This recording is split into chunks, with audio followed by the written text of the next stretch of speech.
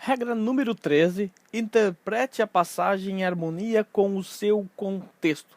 Nós temos aqui uma das regras mais básicas de hermenêutica.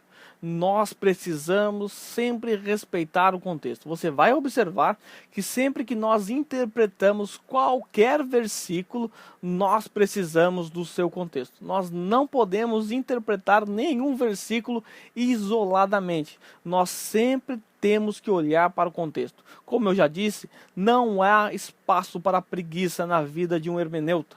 Daquele cristão sincero que quer interpretar as escrituras, não pode ser preguiçoso. Tem que ser alguém dedicado, alguém que quer realmente entender e alguém que busque a compreensão no texto a partir do seu contexto. Nós precisamos do contexto. Nós não podemos isolar versículo. Qualquer versículo isolado é um grande pretexto para qualquer heresia. É só você observar as grandes heresias, e eu já citei algumas aqui até, você já percebeu, que são pregadas por aí, elas são pregadas partindo de um versículo isolado. Então nós devemos tomar o devido cuidado para não interpretarmos equivocada ou de maneira isolada qualquer versículo. Nós devemos interpretar a passagem em harmonia com o seu contexto. Você nunca interpreta uma passagem sozinha. Você nunca interpreta um versículo sozinho. Sempre é preciso ler o contexto. Eu quero nesse momento propor um exercício a você. Eu espero que você se dedique, que você faça, e eu espero que até você responda, que você comente aqui. Eu espero a sua resposta.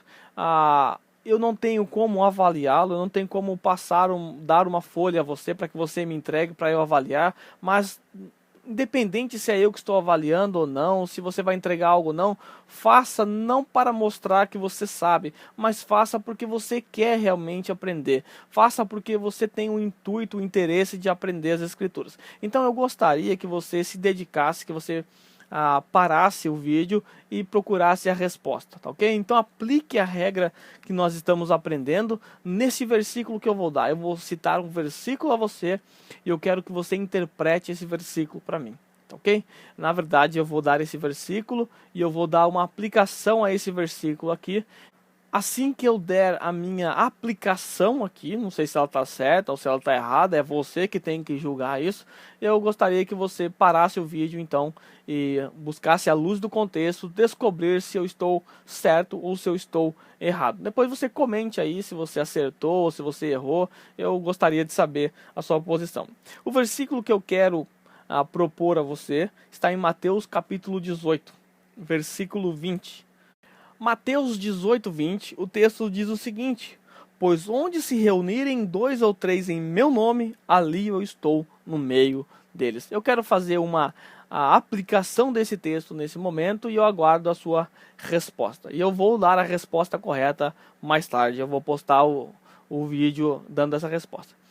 Eu estou chegando na igreja, eu sou responsável por abrir o culto, eu vou conduzir o culto nessa manhã.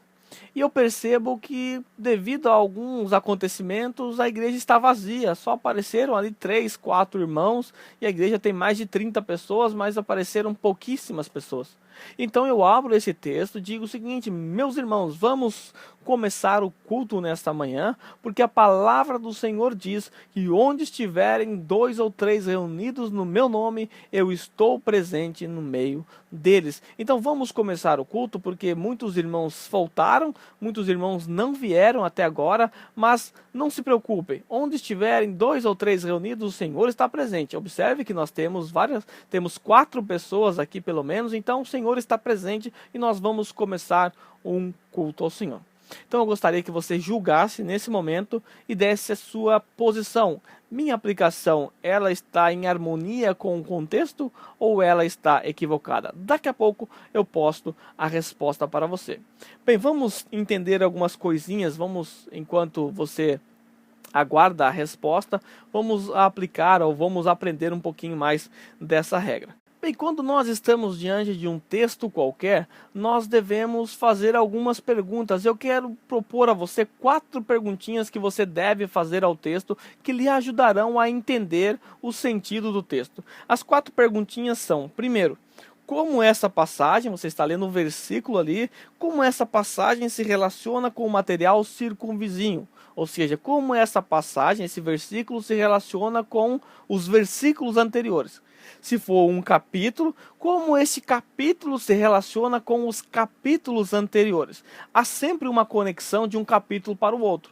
Lembrando que os escritores, quando escreveram as escrituras, tinham um objetivo específico ao escrever. Então, eles não escreveram aleatoriamente charadas ou coisas do gênero. Eles escreveram cartas, eles escreveram com objetivos, e esses objetivos são conectados um ao outro. Esses objetivos não estão aleatórios. Há uma conexão entre um capítulo e outro. Então você deve buscar como essa passagem se relaciona com o material circunvizinho. 2. Como se relaciona com o restante do livro. Como esta passagem que eu estou lendo, como ela se relaciona com o restante do livro, com a intenção do autor em propor esse livro. 3. Como se relaciona com a Bíblia como um todo. Como essa passagem que eu estou lendo, como ela se relaciona com toda a Escritura. 4. Como se relaciona com a cultura e com o quadro de fundo, ou fundo histórico em que ela foi escrita. Bem, essas 4 perguntas, elas partem do próximo para o distante. Ou seja, primeiramente você pega o versículo e você vai olhar nos seus arredores, você vai olhar no contexto imediato. Você vai olhar os versículos anteriores, os versículos posteriores, depois você vai olhar o quê? Os capítulos anteriores, os capítulos posteriores, e você vai ver como esse texto se encaixa dentro desses capítulos.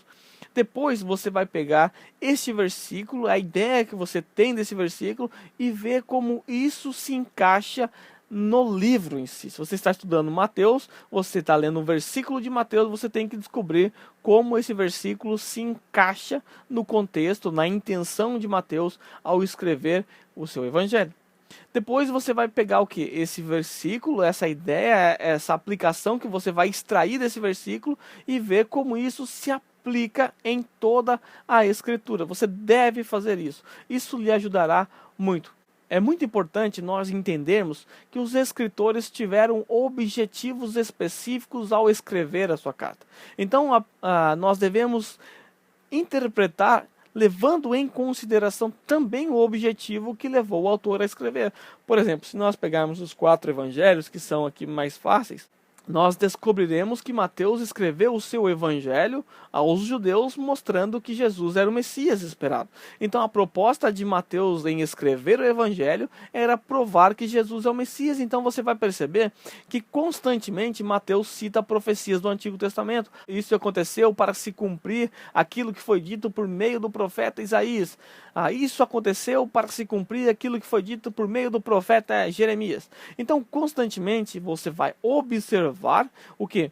Mateus citando profecias do Antigo Testamento, porque é interessante ao seu público, é interessante aos seus ouvintes ouvir que Jesus é o Messias que cumpre as profecias. Então não é somente profecias. Mateus, todos os capítulos, Mateus vai provar que Jesus é o Messias. Então todo o texto tem a relação com esse objetivo, o Cristo, o Messias sendo apresentado. Marcos apresenta Jesus como um servo. Por essa razão, o livro de Marcos é um livro curtinho, é um livro que não consta genealogia, porque ninguém está interessado em genealogia de um servo, de um escravo. Então, Marcos tem uma razão específica, ele apresenta Jesus como o servo poderoso. Se nós observarmos Lucas, por exemplo, Lucas tinha um outro objetivo. Lucas queria apresentar a Jesus como um homem perfeito, porque Lucas estava escrevendo aos gregos que achavam que eram perfeitos, que eram os bambambãs do momento, que eram os homens mais intelectuais, as pessoas que eram pessoas perfeitas. Então Lucas apresenta Jesus como o homem perfeito e ele traça a genealogia de Jesus até Adão. Mateus não fez isso. Mateus começou lá em Abraão, pulou um monte de gente que veio antes de Abraão. Por quê? Porque o intuito de Mateus era apresentar Jesus sendo da linhagem de Abraão, sendo da linhagem de Davi, isso que importava. Agora, para Lucas, não importa se ele é de descendência de Abraão, de Davi, Não importa isso, o que importa é que ele é um homem perfeito. Então ele apresenta Jesus como um homem perfeito. E se nós observarmos João, João apresenta Jesus como sendo o Deus, a encarnação do próprio Deus, o Filho de Deus encarnado, ou seja, o próprio Deus. Então os escritores tinham em si objetivos particulares ao escrever as cartas. Paulo escrevendo aos Coríntios, havia problemas ali da qual ele tem que tratar, então havia razões específicas. E você deve sempre buscar essas razões que estão por trás do livro. Isso lhe ajudará a entender, bom, por que que Mateus escreveu isso? Por que Paulo está falando isso aqui? Ah, por causa da intenção que há em escrever um livro. Mais para frente, nós vamos fazer alguns outros exercícios para colocar isso também em prática. Mas agora eu quero dar a resposta, eu quero colocar aqui, eu vou anexar a esse vídeo um outro vídeo que eu expliquei esse texto de Mateus, que você acabou de ler, que ficou como exercício a você. Tenho certeza que você é dedicado, então você respondeu. Mas agora vamos comparar a resposta que você deu com a interpretação correta. Vamos ver se você levou em conta esse princípio, se você interpretou de acordo com o contexto, se você interpretou em harmonia com o contexto. Se você fez isso, então você vai dizer aí se a minha interpretação, se aquela aplicação que eu fiz estava certa ou errada. Então, fique aí com a resposta no vídeo. Eu quero falar com você a respeito de um texto que você conhece muito e provavelmente você já ouviu uma aplicação em cima desse texto. O texto é o seguinte, é Mateus capítulo 18, versículo 20. O texto diz o seguinte: porque onde estiverem 2 ou 3 reunidos em meu nome, aí estou no meio deles. Certamente você já ouviu uma aplicação dessa maneira. Você vai num culto de quarta-feira, um culto de oração que tem numa congregação ou um culto de estudo bíblico doutrinário, e a pessoa que vai fazer a abertura desse culto, ela percebe que só há ali poucos irmãos. Veio somente 5 irmãos. A igreja tem mais de 200 pessoas, mas naquele dia apareceram apenas 5 pessoas para o culto.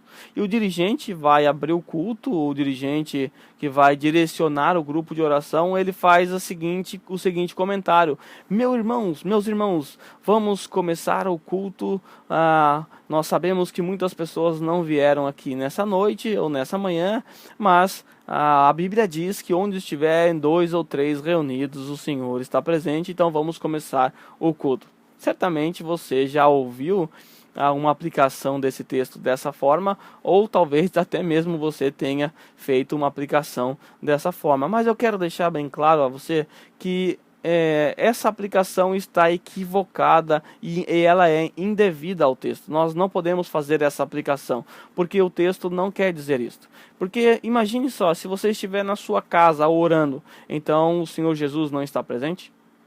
Você precisa chamar pelo menos mais 2 ou 3 pessoas para que o Senhor Jesus esteja presente? Será que é isso que o texto quer dizer?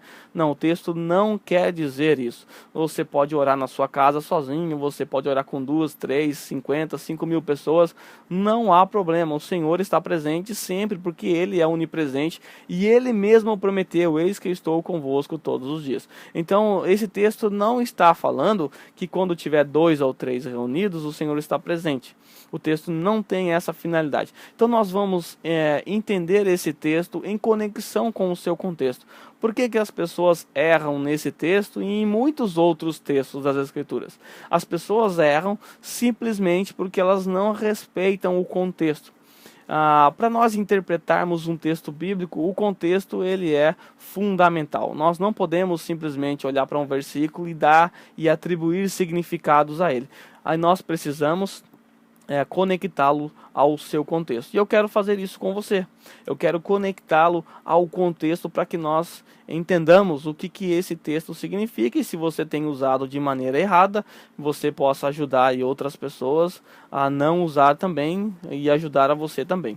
Tá, ok? Esse é o meu intuito em fazer esse vídeo. O texto diz o seguinte, o texto está falando a respeito do pecado e ofensas de um irmão. O texto diz: se seu irmão pecar contra você, vá e a sós com ele mostre-lhe o erro. Se ele ouvir, você ganhou o teu irmão. Bem, parece que esse trecho que nós começamos a ler não faz nenhum sentido com relação ao versículo que eu li. Onde estiver 2 ou 3 reunidos em meu nome, eu estou presente. E agora, um pouquinho antes, apenas alguns versículos antes, o texto diz que se o irmão pecar, vai a sós ter com eles. Que conexão que há com isso? A conexão é que o texto inteiro está falando sobre a disciplina eclesiástica, sobre disciplina bíblica. Infelizmente, a maioria das igrejas que eu conheço, a maioria das igrejas não sabem aplicar disciplina bíblica. A disciplina que as pessoas têm aplicado por aí nas igrejas não é uma disciplina bíblica. É, na verdade, o que nós chamamos de penitência. É algo semelhante ao que o catolicismo romano aplica aos seus adeptos. Não tem nada a ver com as escrituras. O que as pessoas fazem? O que as pessoas fazem quando alguém é pego em pecado na igreja? Por exemplo, o irmão que é do louvor, ele descobre-se que ele está em pecado, ele está com algum problema, e o que a pessoa faz? A pessoa que descobre que essa pessoa está em pecado, ela já liga para o pastor, e o pastor então checa, descobre a verdade e coloca ele em disciplina. O que é a disciplina para ele? A disciplina para ele é que ele vai ficar 6 meses sem poder tocar na equipe de louvor e 6 meses sem poder participar da ceia. Então é uma penitência que é imposta a ele. Você vai ficar 6 meses pagando essa penitência para que você possa ser restaurado. Isso aqui não é disciplina bíblica, nunca foi e nunca será. Isso é apenas uma semelhança do catolicismo romano, a semelhança a penitências que eram cobradas. É o mesmo que mandar rezar 3 Ave Maria, 4 Pai Nosso e por aí vai. Isso não é disciplina bíblica, tá ok? Então nós vamos aproveitar para entender o texto corretamente e aproveitando nós entenderemos o que é disciplina bíblica e você vai ver que a maioria das igrejas não praticam a disciplina correta. Então o texto fala disso, da verdadeira disciplina bíblica. Vejamos então. Olha lá, se o seu irmão pecar contra você, vá a sós com ele e mostre-lhe o erro. Então você descobriu que um irmão está em pecado, você descobriu que o irmão caiu em pecado, o que você deve fazer? Ligar para o pastor e falar para o pastor, pastor, o irmão fulano está em pecado, faça alguma coisa com ele. É isso que você deve fazer? Não. O texto é muito claro, vá a sós com ele. O primeiro passo que você tem que dar na disciplina é ir a sós com o teu irmão, é conversar a sós com o teu irmão, mostrar o erro. Aí nós vamos ver um outro caminho. Se ele ouvir, vamos lá, você corrigiu o seu irmão, mostrou o erro a ele, ele ouviu, o que você faz? Já vai ligar para o pastor no dia seguinte para falar que o irmão estava em pecado e agora ele ouviu você e está tudo bem? Não, você não vai ligar para o pastor. O que você vai fazer? Se ele te ouviu, você ganhou o seu irmão. O texto diz, se ele ouvir, você ganhou o seu irmão. O seu objetivo em confrontar o pecado do seu irmão é exatamente ganhar ele. Esse é o seu alvo. E uma vez que ele se arrependa, então, uma vez que ele se arrependeu, então você alcançou o seu alvo. Acabou ali, ficou entre vocês dois. Você não precisa contar para ninguém, você não precisa levar para a igreja. Acabou, você conseguiu ajudar o seu irmão a não pecar mais.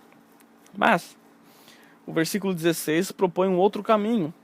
Mas se ele não ouvir, vamos supor que você foi a sós, falou com ele, ele não te ouviu. O que você faz? Agora eu vou ligar para o pastor, agora não tem jeito, ele não me ouviu. Eu vou ligar para o pastor e vou falar para o pastor. Não, você não vai ligar para o pastor ainda. Você não vai falar para o pastor. O que você vai fazer?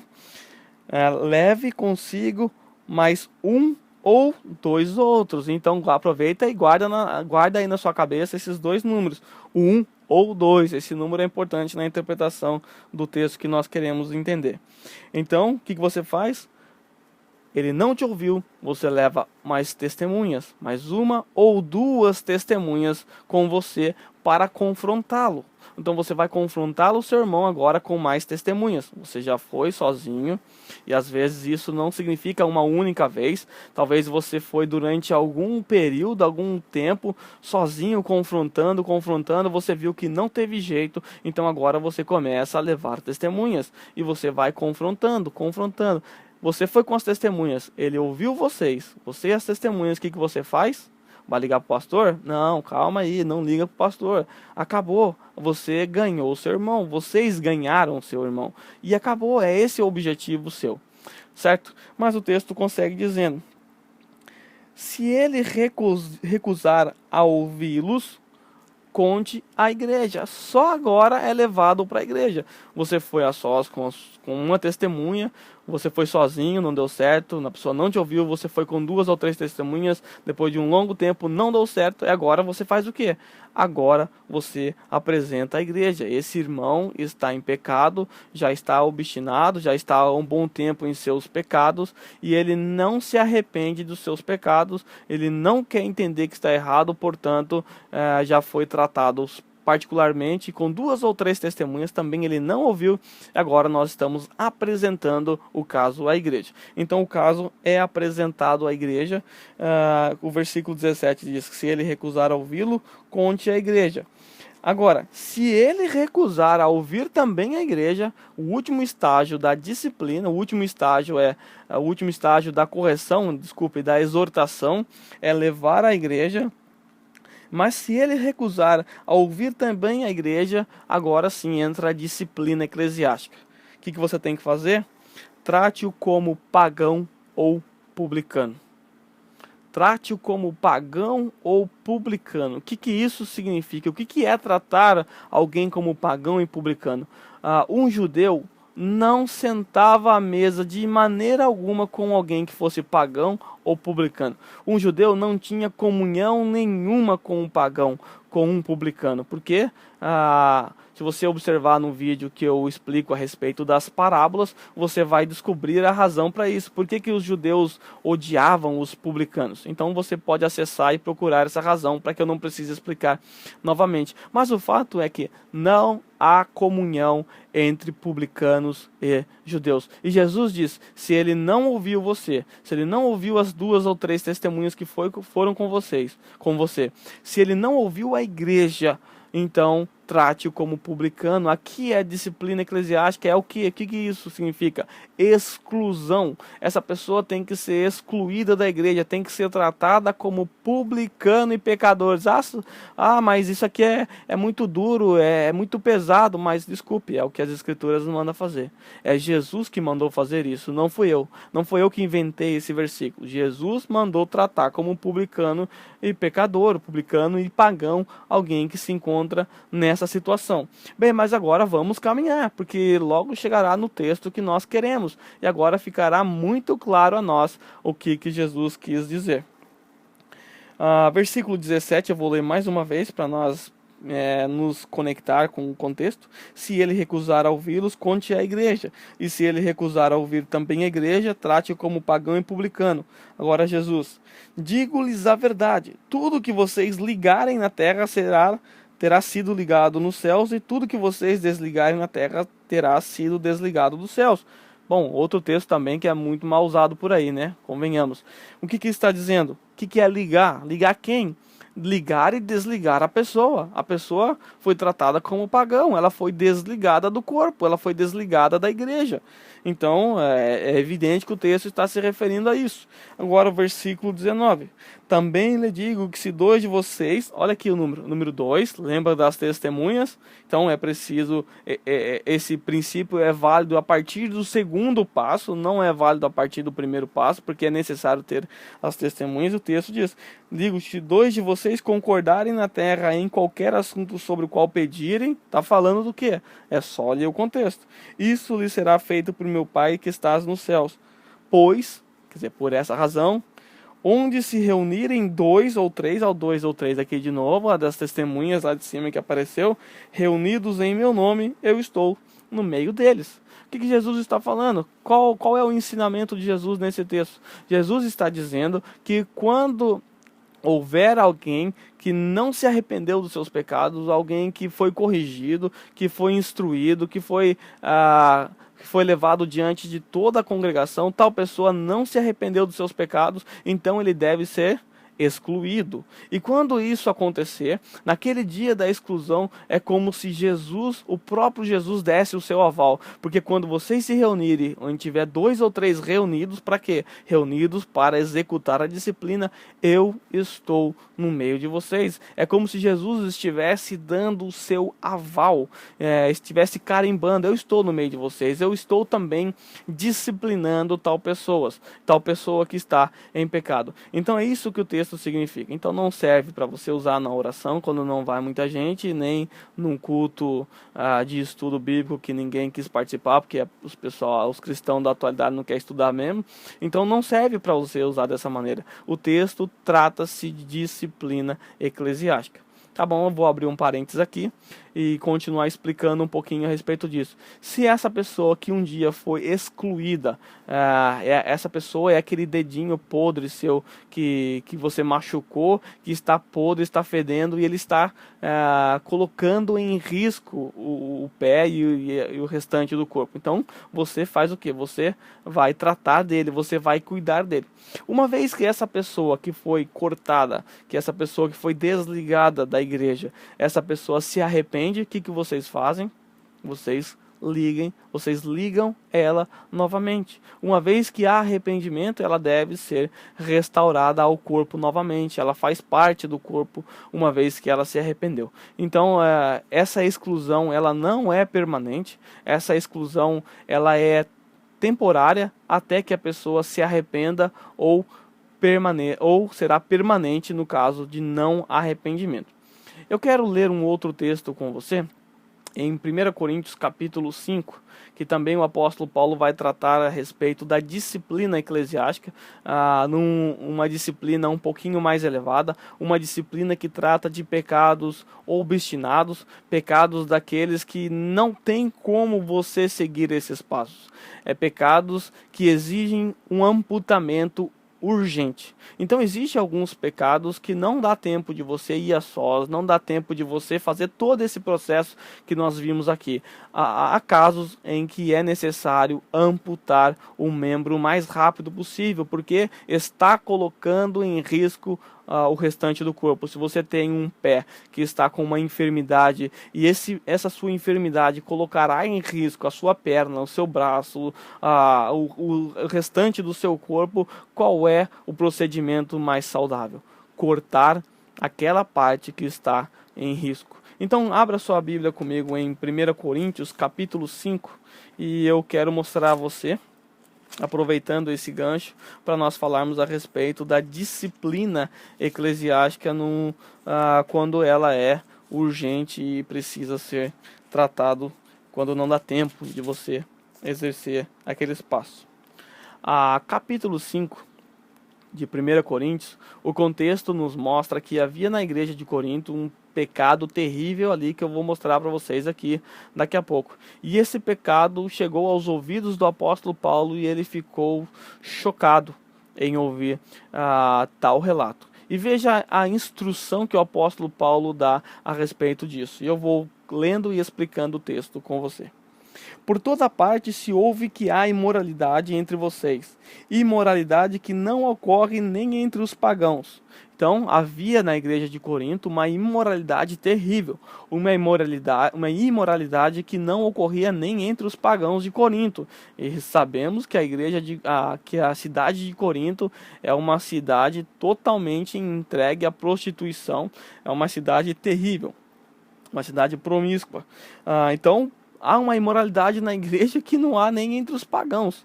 E qual imoralidade é essa? O versículo segue dizendo, o texto: ao ponto de um de vocês possuir a mulher do seu pai. O que estava acontecendo na igreja? Havia dentro da igreja um cidadão que estava possuindo a mulher do seu pai, provavelmente a sua madrasta. Os comentaristas tendem a crer que não seja a sua mãe, mas sim a sua madrasta. Mas ele estava tendo relações sexuais ilícitas com a sua madrasta. E isso é uma imoralidade que trouxe espanto ao apóstolo Paulo. E o versículo 2 em diante: e vocês estão orgulhosos? Não deviam, porém, estar cheios de tristeza e fazer o quê?